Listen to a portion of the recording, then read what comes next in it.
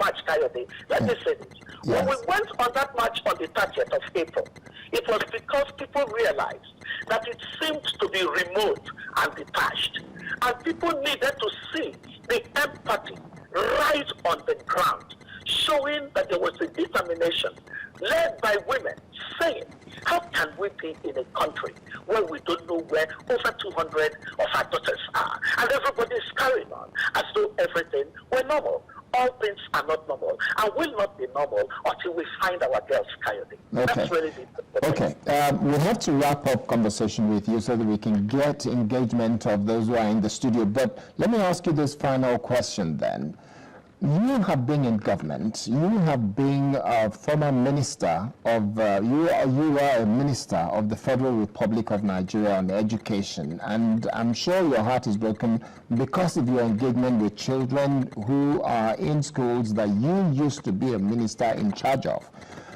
Now, let me ask you this question pointedly and directly. You are keen to see to it that we speak with one voice and we are united behind one cause, which is to bring back our girls. What will be your suggestion to Mr. President and the government of the Federal Republic of Nigeria? What do you think they ought to be doing in terms of engagement of Nigerians? I think that the president has a new opportunity to engage with the citizens that are concerned about this. Before we left on that day, that was, frankly speaking, not a good testimony for the government of this country, we did indicate that we as citizens will keep a door open for our president to once again engage with us and to answer the questions. There were 10 questions that citizens put together. And then the citizens also have the document called Citizen Solution to End Terrorism. All of these were going to be important pieces of action for the president. There is a channel that is still open. I believe that the president should not miss the opportunity to inspire and mobilize the citizens. I have said it. The day the federal government succeeds in bringing back our girls, my goodness, I am so going to praise the federal government. It would be beyond measure. These girls are a testimony of the state of our society. The president has that responsibility to show that we may be down, but we're not out as a people. There is nothing against the president in this campaign for these girls. It is about our common humanity. The president should make a clear statement that that's what matters. These girls should take priority and preeminence over any other issue, and that's what we're asking for. You can see my frustrated anger in the fact that girls who in the northern region, where there is a serious issue of girl child education, have been taken. Guess what we're hearing? Many of the parents in Chibok are saying, nobody must make me take my child to school again. Is that what we want? We can't afford it. The state of this nation, our development prospects, is dependent on the total population having access to education. It is human capital that would give us our pathway to greatness, not any other commodity. It is human capital. So the Chibok girls are a symbol of what we put our premium and our values on. And I hope that all Nigerians who are similarly minded on this issue would not simply sit lethargically and think that because it's not affected their own children, it really doesn't matter. I have to listen to all kinds of things, including people who continue to say this is a scam. You know what, Coyote?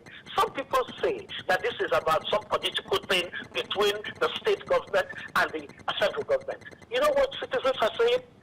Guys, get your acts together. Get your acts together. You were elected, whether as Borno State governor or as president of the country, under a constitutional mandate.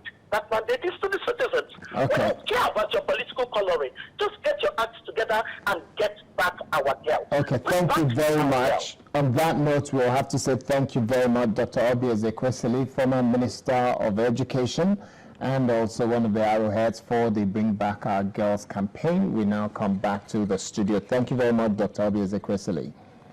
Thank you, Tyler. Bye. So, having said that, I should come to you, Mr. Onuma. What is your thought? You've heard all of what Dr. Ezekwesili has said, and what is the concerns of Nigerians that she represents in terms of this campaign? What's your thought? Well, first and foremost, I sympathize with the families of the girls that have been taken. My take and my angle somehow may vary from what we've been trying to discuss. I consider this country to still have this inadequate approach towards citizens and properties. The Chibok event has been so highlighted, and it has become as if that's the only thing we've been having in the last couple of months. There have been kidnappings of young girls before the Chibok event. There have been killings both in Jos and in the north. Practically, the northeast of Nigeria has become a deserted place. And I don't think we are seeing it in the perspective that we should see it. The army and the security apparatus has completely failed Nigerians. They've been given so much money, so much funds, so much support, but at the end of the day, nobody takes accountability. Nobody answers to us. Nobody tells us exactly what's going on. There's been a lot of misinformation coming from the military, coming from the security apparatus. And where you notice that insurgents are beginning to take inroads into the society, the buck stops on the security apparatus. Either to tell themselves the truth. If you are overwhelmed, you should be able to accept it. If you are underfunded, you should be able to plan how you handle that. Our intelligence is absolutely zero. I agree that you don't discuss everything that you're doing as a government in public, but there must be some certain signals that you have to send out that you're doing something about it. All through last year, Boko Haram were making slowly and quiet inroads into the society in Borno, in Yobe, and elsewhere. And the society there kept bravery. They kept sending their girls to school. They kept saying, we won't be inundated by all this. And in a school where you have girls living in dormitories, you only have 2 megats. When just 10 kilometers away, there was an army post. And we understand that they were tipped off 2 hours before the people invaded. They did nothing about it. And even when they invaded, the people rallied around, pursued these people up unto a point where they were told, these people are in a camp 20 minutes away from you. They got back to the army post, and what were they told? We can't come. Mr. Onuma, with what you just said, are you implying that the community in Borno State, the Chibok community, has an important role to play? Yes, that's what I'm implying. And by that, and by extension, Nigerians should begin to understand that our society can only be guarded, safeguarded, protected by us. It is done in every community. When strange things begin to happen, you need to talk to yourself. You need to be a little bit more open to what's going on. But to the society now, it's not much of my worry. My worry is that none of the service chiefs, none, not one, has taken the blame for all that has been going on. I'll give you an example. 2 or 3 weeks ago, a boat capsized off the coast of somewhere in South Asia. Within hours, the man responsible took the blame and resigned. What do we see in our service chiefs?